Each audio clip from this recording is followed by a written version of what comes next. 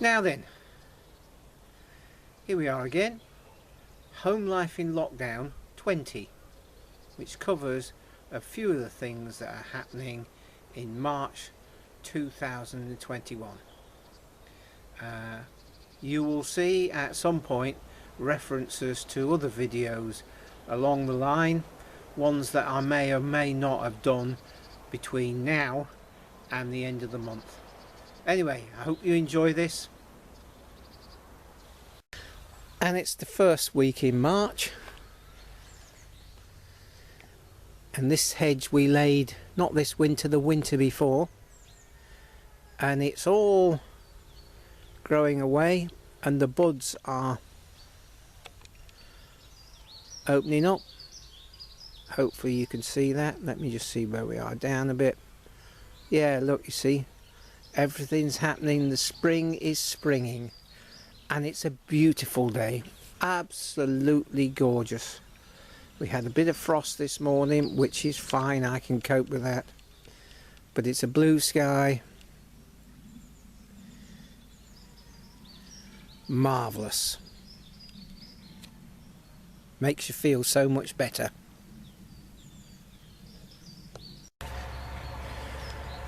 So it's time to do a bit of maintenance, and I'll just zoom you in, and we've lost a couple of teeth on this chain. Focus.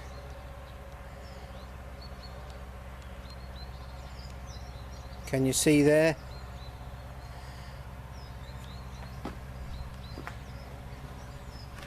It's just gone. And there's another one. I'm not sure where. But and they're getting mighty small. The cutters are getting mighty small. So let's have this off, and I'll dig around in my store of partially used chains and we'll replace it.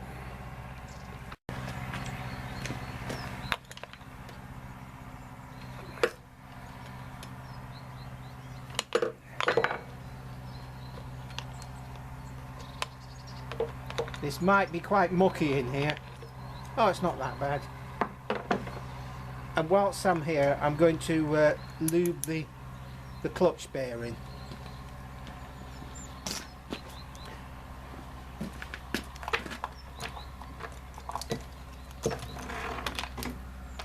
So the sprocket is not bad, there's some wear there, but it's not excessive. Let's get a brush.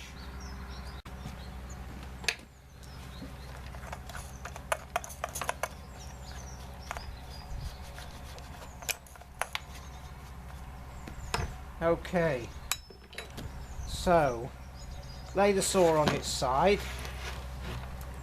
Can we still see? We can still see. And there's a little circlip here. Now the secret here is a bit of cloth on there to stop the circlip flying halfway across the yard.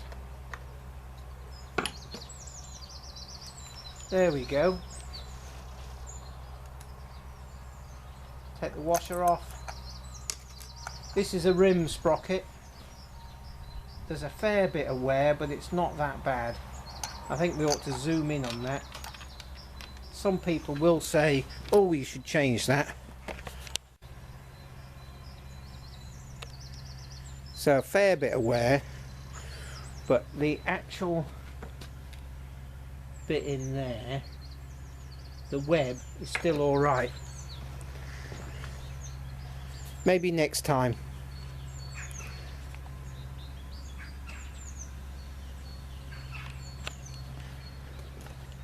Okay, chain brake is off, that just lifts out. Just need to hook a bit of muck out of there.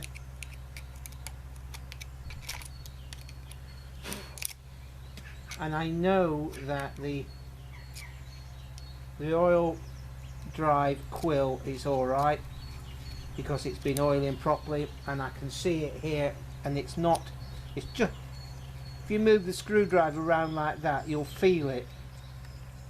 and it's just a little bit of a pin there, and you can just see it.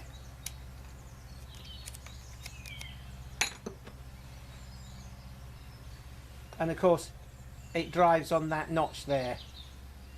That way the oil pump only runs when the chain is moving.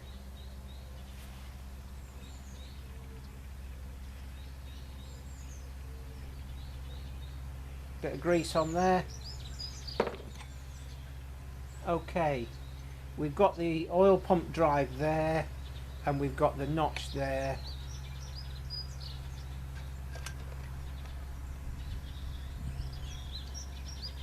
Now I wonder if you'll be able to see that. Can you see just down there? Right down there.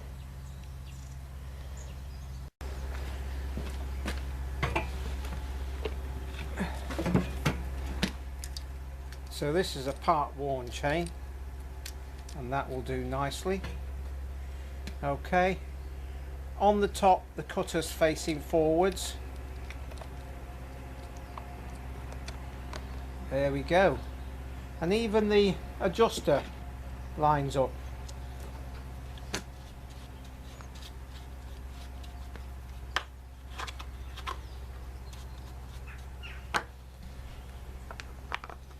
And on with the side case.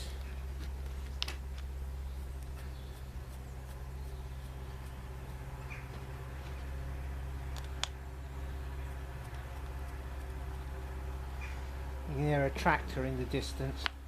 Well, not that far away, next door. They're just working down some.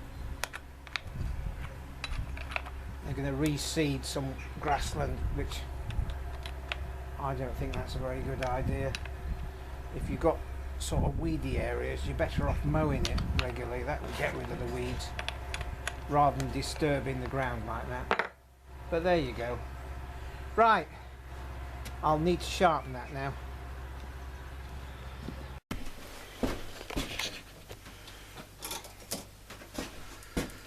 So I've counted this chain.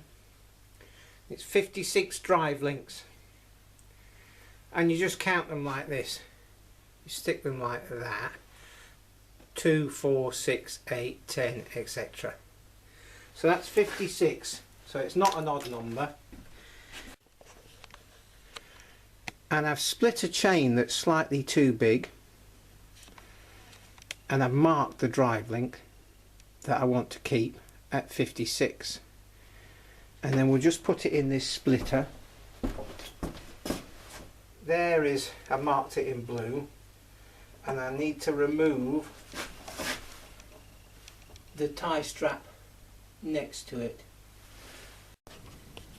So I've got to split a chain, and I'm using a bigger chain here as an example. I'm using a 404 chain because it's bigger, easier to see.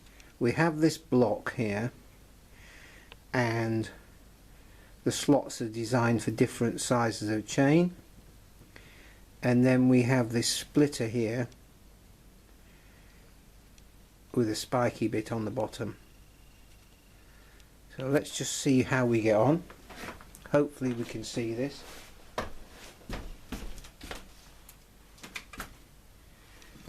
So that goes on there, that's a tie strap there. And then you need to get to the centre of the rivet.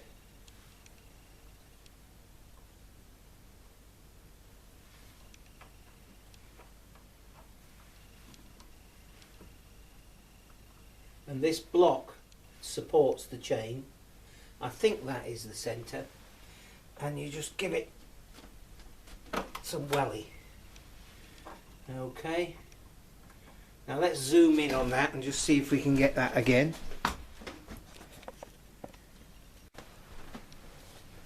Okay.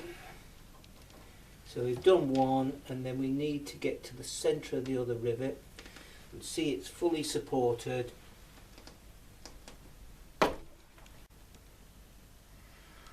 And that is the chain split. So I'm just going to split this other chain off camera, and then we will use the spinner to put a fresh link in.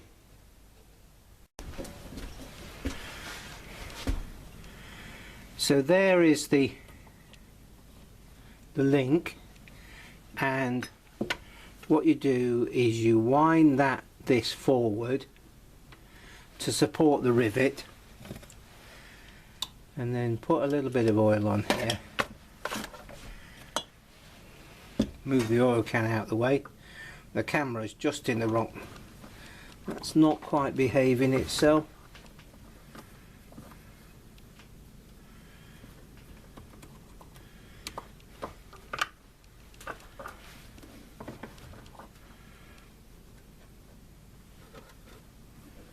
So I'm just winding that up to the anvil, and hopefully, there we go, and you just wind and spin. So I'm just putting a bit of pressure on that, and then let's do the other one.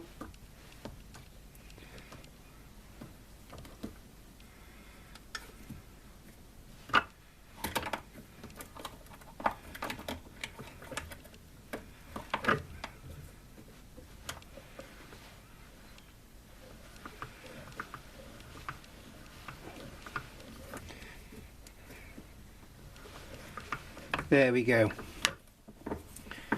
and I'll just zoom in on that. There we go. There's the new tie strap and rivets.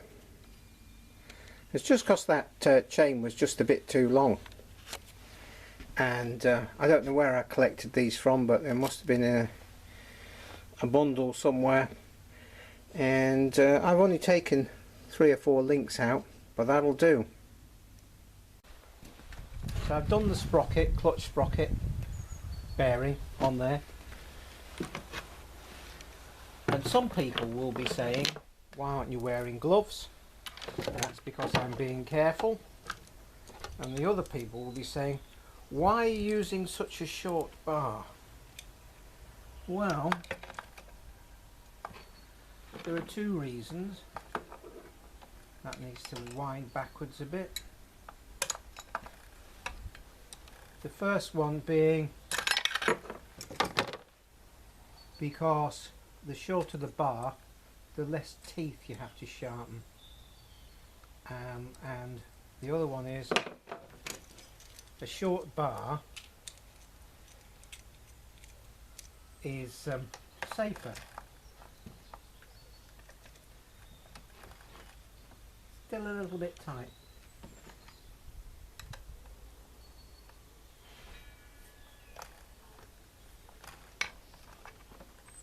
There we go. It's quite a lot safer.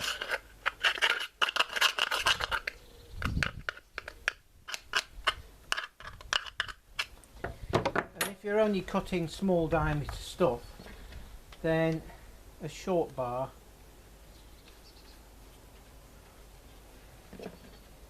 is easier to use.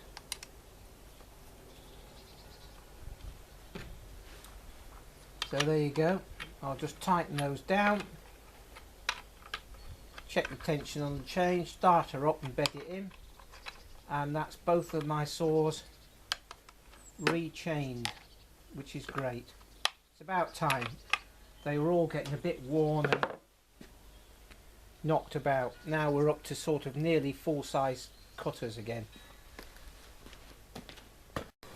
So this is my general firewood wheelbarrow, and this wheel on this side over the winter just kept going down. You know, you had to keep pumping it up every couple of weeks and stuff like that. So it's time now to have an investigate, and we'll take that wheel off, and there's just a pin there because it's a double wheeled barrow, 2 wheels. the wheels are easier to get off. So we'll take that pin out, pull the wheel off, and we'll have the tube out and then check it.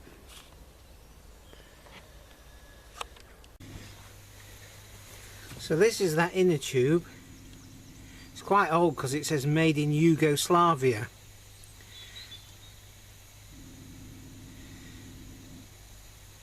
And I've changed the valve, and now I'm just seeing if I can see any. I put a reasonable amount of pressure in this and I can't see any air, any bubbles or anything. So I'm just assuming that this tube is alright and it was the valve that was the problem. So there we go. And just to remind people, there is an offset. You see how the valve stem sticks like that, and the other way it sticks down. So when you put this tube in the tyre, it's got to be the right way round, or else the valve stem, as you put the air in, will pull out of the valve stem hole. So here's the casing, and look, it's really split there, and all we've got is some nylon fibres that are holding the tyre together. Just a bit of grease around there.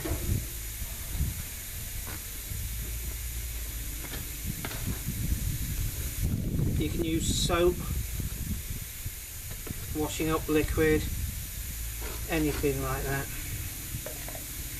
Okay, so I've checked here and there's no spiky bits.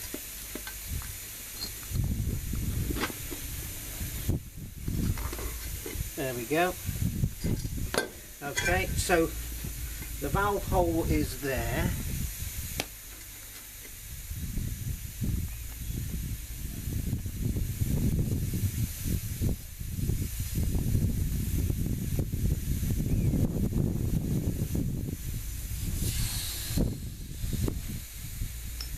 Okay, let's put that tube to that valve stem to one side. Right, that's sticking up, so it wants to be like that.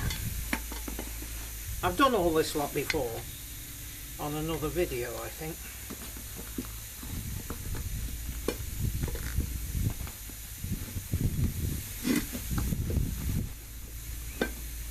And I've checked the inside of this other casing for any spiky bits.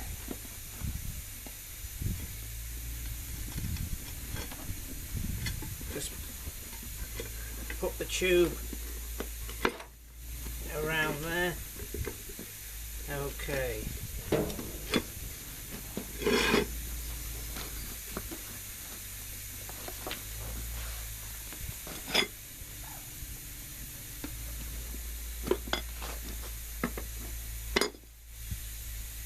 That way around.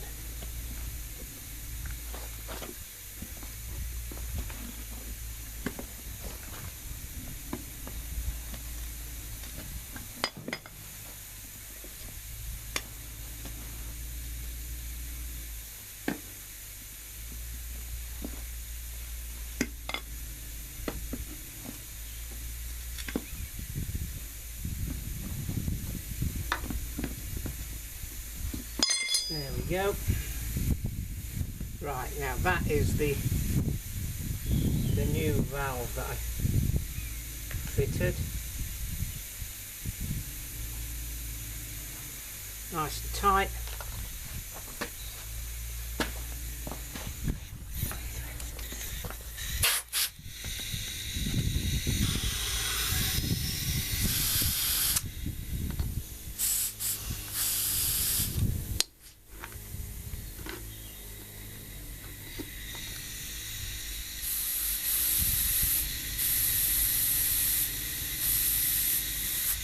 £20 should do. That'll be fine.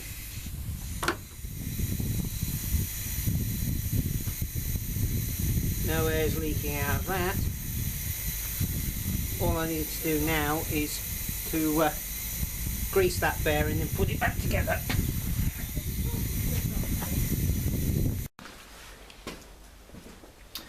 So these are those leeks that I planted or sowed, and it's time to pot them on. Now these pots are a little bit large, but that's what we've got, so we'll have to do with those.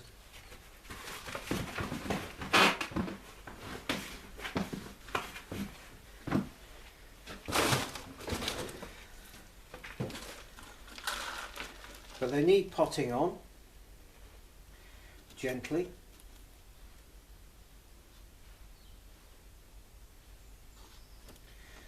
And some people will say, you did this last year. And I'll go, yeah. Well, life is about the living. And living is doing these sort of things. A good friend of mine told me about I'm assuming it's a Buddhist spiritualist, that sort of thing, yeah, into Zen, who was saying that, talking about enlightenment. And of course, you know, enlightenment can mean all sorts of things to all sorts of people. It's basically, from what I can see, yeah, and I might be totally wrong here, but it's about trying to reach that level where, I suppose you could call it contentment, yeah, without external influences. Just a matter of, you know, taking every day as it comes. Not having great expectations. Anyway, the quote, which I thought was quite good, but you're not to take it literally. Yeah, it's we chop wood, we fetch water. And you can add into this, we do the washing up. And we gain enlightenment. And then we chop wood, do the washing up, fetch water, and so it goes on. So gaining enlightenment is not a one instant thing. Yeah? It's a continuous process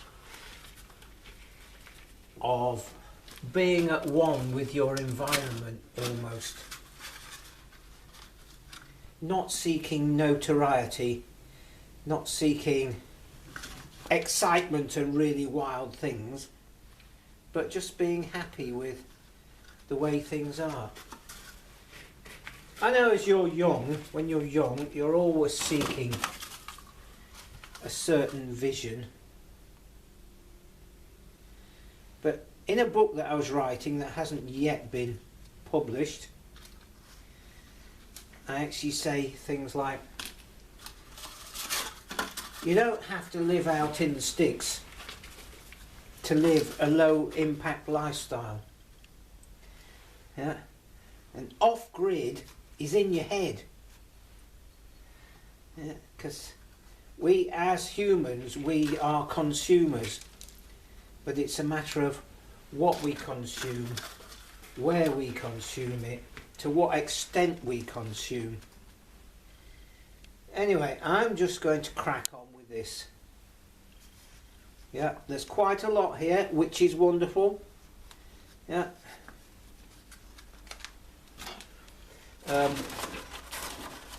Leek plants are not like solar panels. When I teach solar, one of the things I say is there's no such thing as too many solar panels. Well, that's a little bit of an exaggeration, but basically what it's saying there is, well, in the middle of the summer 10 solar panels is enough. In late autumn you need 3 times as many, because you can always switch solar panels off in the middle of the summer or use a dump load to prevent overcharging your batteries. But if you don't have enough solar panels when there's low light levels, then you have to use your backup charger, whatever that may be. Anyway, I'm just going to crack on with this. This is all part of the road to enlightenment.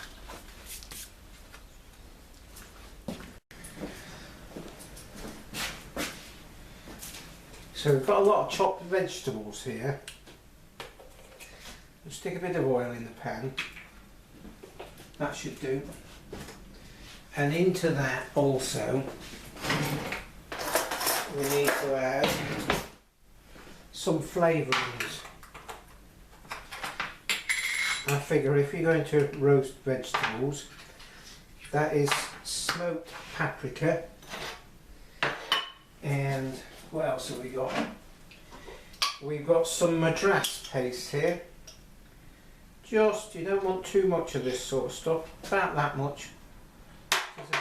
A little bit level, a bit more than a level teaspoon.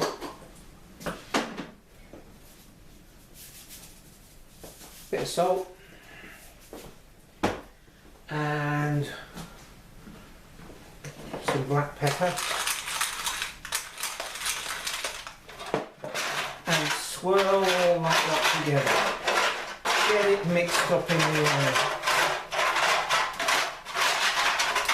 There's another ingredient that I like to add, and some people might find this a little bit, just go into the cupboard now.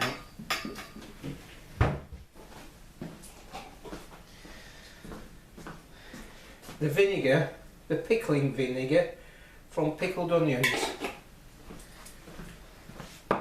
That just gives it quite a round flavour. I think we might have to add a bit more oil to that. Just a bit. And it will go in the Rayburn, in the oven there, for at least a couple of hours. And the Rayburn's winding up. So what have we got here? We have got some swede and some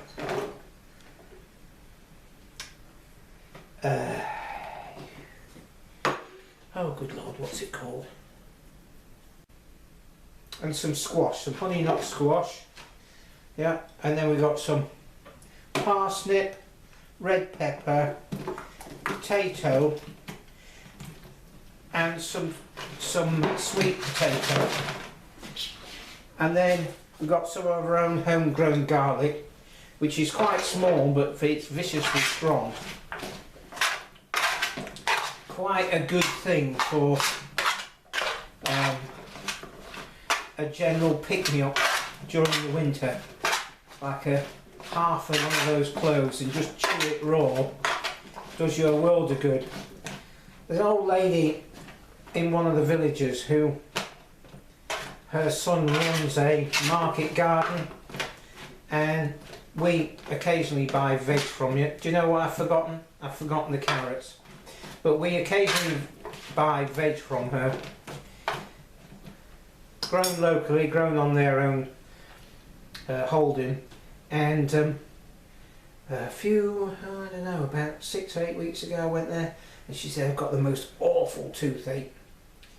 And I said, piece of garlic about 1/4 of an inch or so, hold it against the tooth, and hold it there for quite a long time. Anyway, I left her to it. In fact, she didn't have any garlic, so I rushed off and got a clove of garlic for her, came back, left her to it. Next time I saw her, she said, That garlic was marvellous.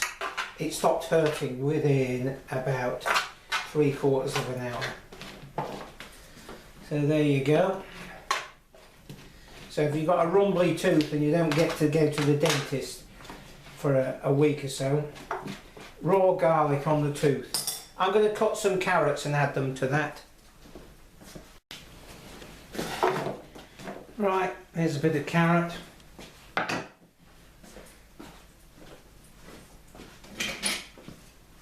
So the whole thing is coat everything in the oil and flavouring spices mix,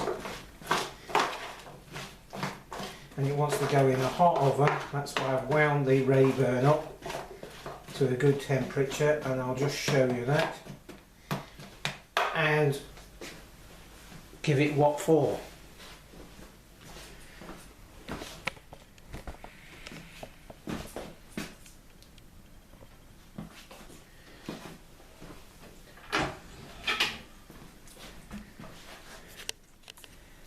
There we go, and the temperature gauge focus is quite up there, so we'll just put this in there.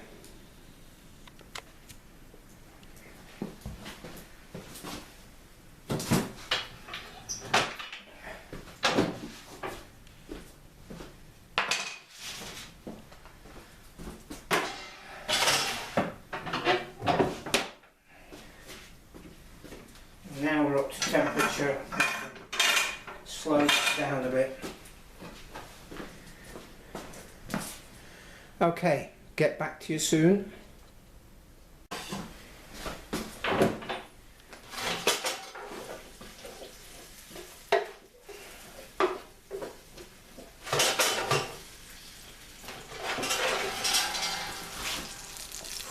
Wow, that's a bit warm. So I'm just going to add to this now. Hopefully you could hear that sizzling away. I'm just going to add a few mushrooms and a bit of red onion. And about 5 minutes ago I added a couple of sticks of celery, all diced up nicely. And then somewhere, here we go, I've got a bit of stock cube, so we'll just add that in there. Okay, and a bit of water, not too much, just a bit. Yeah, stir that around, back in the oven.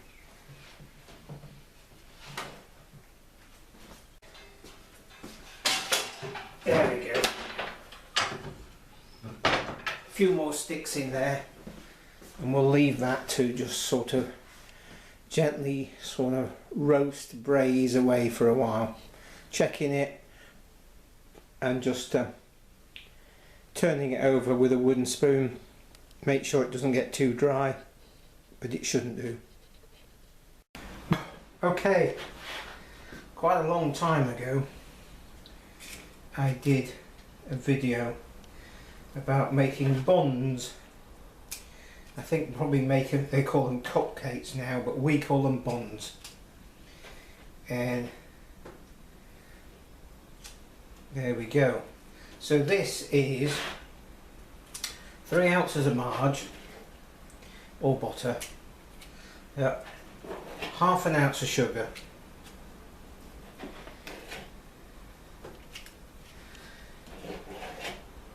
9 ounces of, hang on, no, we're getting all tangled up, a huge dessert spoon of golden syrup, a bit of vanilla paste and an egg. Okay, so you whiz all that lot together, and once it's sort of all in a lump, as it were, then add 9 ounces of flour and whiz it up and so it sort of ends at that consistency, as you've seen. Yeah, so add some milk or something like that, or some form of liquid to get the consistency right. Then I've added some raisins to this. Okay, now because it's self-raising flour, as soon as it gets in contact with the liquids, it starts to create a gas. So if you leave it for a few minutes, then you get a lot of... That's not really enough. Let's divide it up. You get a lot of bits of gas bubbles in amongst everything, which is great. Yeah. I think I've got everything there. 3 ounces of marge, an egg, half an ounce of sugar, a big dessert spoon of golden syrup, oh, and a schloof of vegetable oil. That's it. Whiz all that lot together. Yeah. Add the flour, add some milk or liquid to bring it to the right consistency. Make sure you add the flavouring, in this case vanilla paste, and some raisins. Now the oven needs to be warm.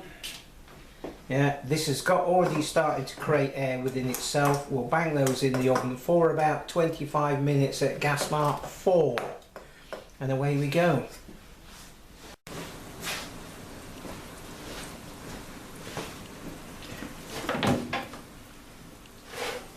You can see it's caramelising in places. That's beautiful.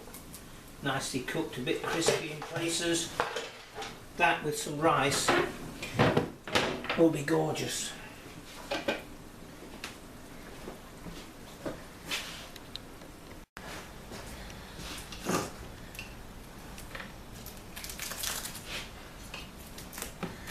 There we go. Let those cool on the rack.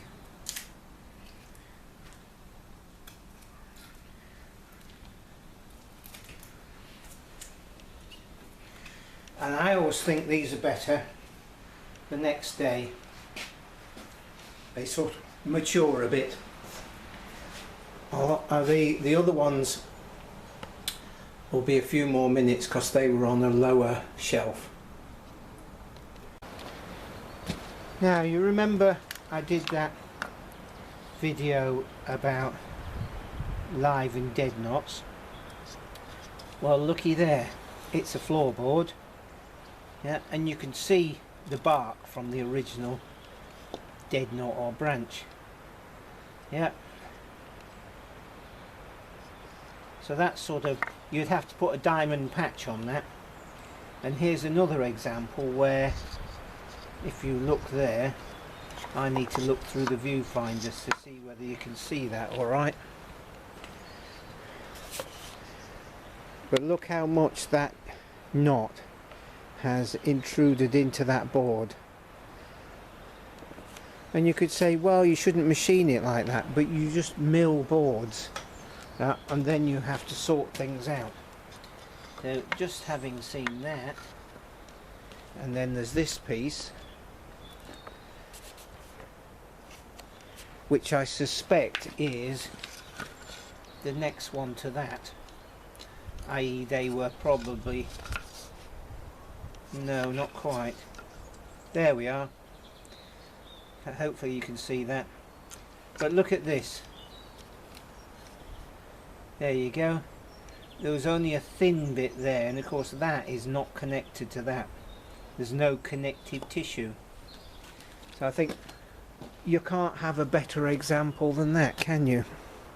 So hopefully that's put that's sort of just highlighted those issues. And I'll put a link up to the previous video anyway. So it's the 23rd of March and the month is trotting on, and we're past the vernal equinox apparently, which is where day and night is the same length. So, you know, it's starting to get light at 5:30, something like that. which is great, but you just feel that the year is charging away from you already. And just look here, if we can see, yeah, the frogs have been croaking for the last couple of days, but you try and film them and it's next to impossible. Yeah, they remotely sense you're there and dive for cover, but there's a lot of frog spawn there, and as long as we don't get a frost, then a lot of it might hatch out. And then on top of that, I can't remember whether I've said I've actually sown the tomato seed, and the Roma tomatoes, which are a plum tomato, they're about, I don't know, an inch high. And the Ailsa Craig, I was thinking, nothing's really happening, and then this morning I see one starting to germinate, so they obviously took a bit longer. And they're in the house in pots, but inside a clear plastic bag, just to keep A, the heat in, and B, keep everything moist. So we'll crack on, but things are moving on a pace, as it were, and it's this sort of time of the year that you really must be careful not to miss it, not to go charging around. And suddenly the spring has disappeared and we're into summer, and then suddenly, without a moment's change, we're into autumn. So sit back and appreciate it, even just for 5 minutes. Just go, do you know what, this is all right, isn't it?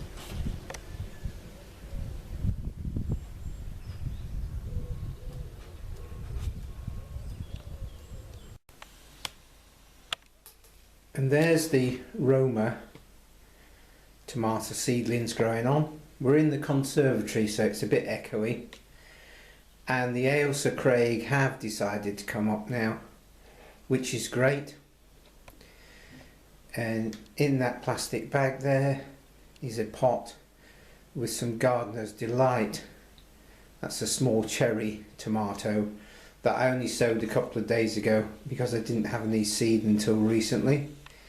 And next door to it, the succulent that we call a money tree is still flowering, and this started in flowering January. It'll just start going over now, but it's an amazing thing. Every year around January time the flowers come out. Right, I've got a lot more interesting things to show you. And the wind has dropped for a short time, so we can get out to the veg plot. It's the 27th of March and the celandine is coming out. This will be a big bed of yellow flowers shortly. And over there's the garlic, and that's nearly a foot tall now. I'm going to be starting work on the veg plot. The other side of the garlic, that's where the squashes will go, and I've got the leeks already growing on in the glass house, so let's go and have a look at that. So if you remember last time, I'd overwintered these lettuces, and look at them really growing on now. And there's actually a couple of self-sets in there as well, which is great. But you know, it's just worth it waiting. And if we come round,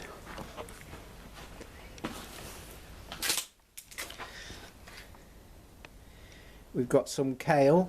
This was a bit late, but it's growing on. We can start having a feed off that.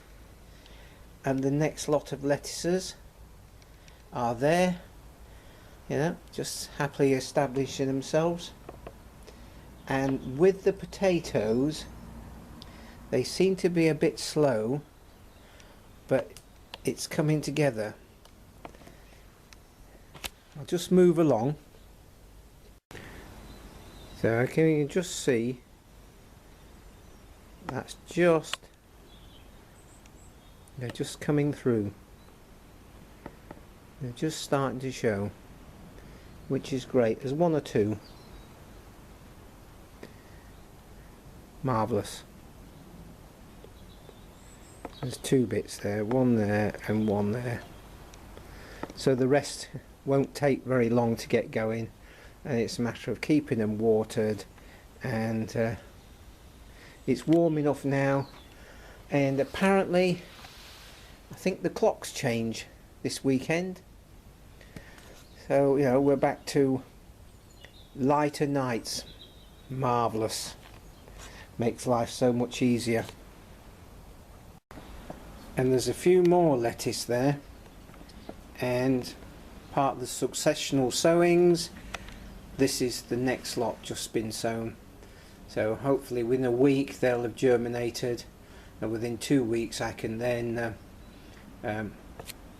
individually pot them out, maybe 3 weeks, but that just keeps the provision of lettuce going.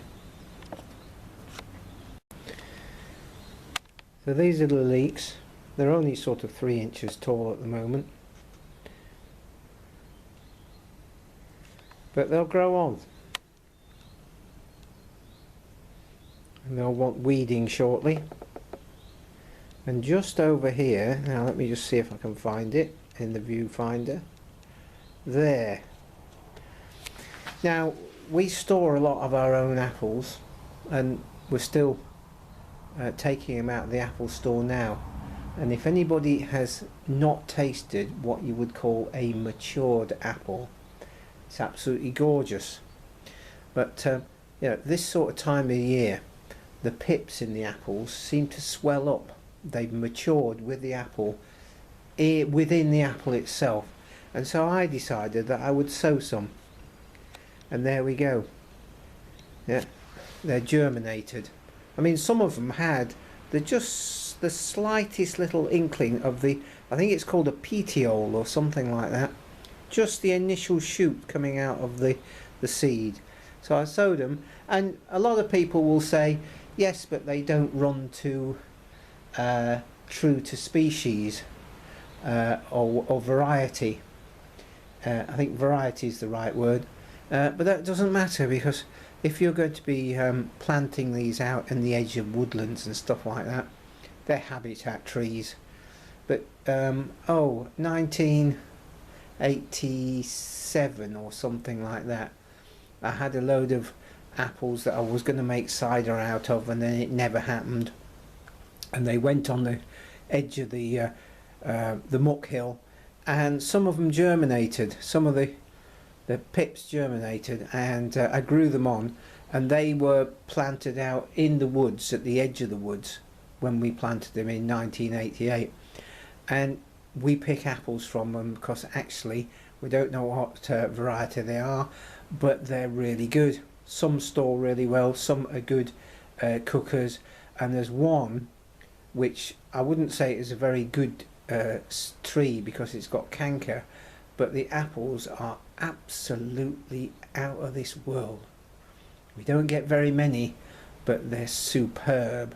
So I don't know what to do there. Maybe take a cutting off that tree and graft it onto one of these rootstocks when these have grown on. That might be a good idea. Yeah. Anyway, we're going to crack on, but you know, we're at the end of the month, so I've been rather distracted by the episode of the car rattling and yeah, not actually letting me down, but if I'd have kept going it would have done. So I've had to sort that lot out, and of course most of you will have seen the episode there, CRV, can't remember what it's called now, but I'll put a link up. So there you go. It's been a very busy month, and it will get busier. There'll be mowing to do quite soon, and a bit later on, maybe in May, end of April, bit of weed control around the new trees we've planted, because if you let the grass get long around a new tree, it really inhibits growth and the extension of the roots. The grass competes enormously. But there you are, that's home life in the end of lockdown. It's not yet finished, but things are starting to open up a bit. Whether or not that's a good idea, what will happen, I don't think anybody can tell. But that's the end of home life at the end of lockdown in March 2021. Hope you've enjoyed it. Comments appreciated. Catch up with you very soon. Cheers for now.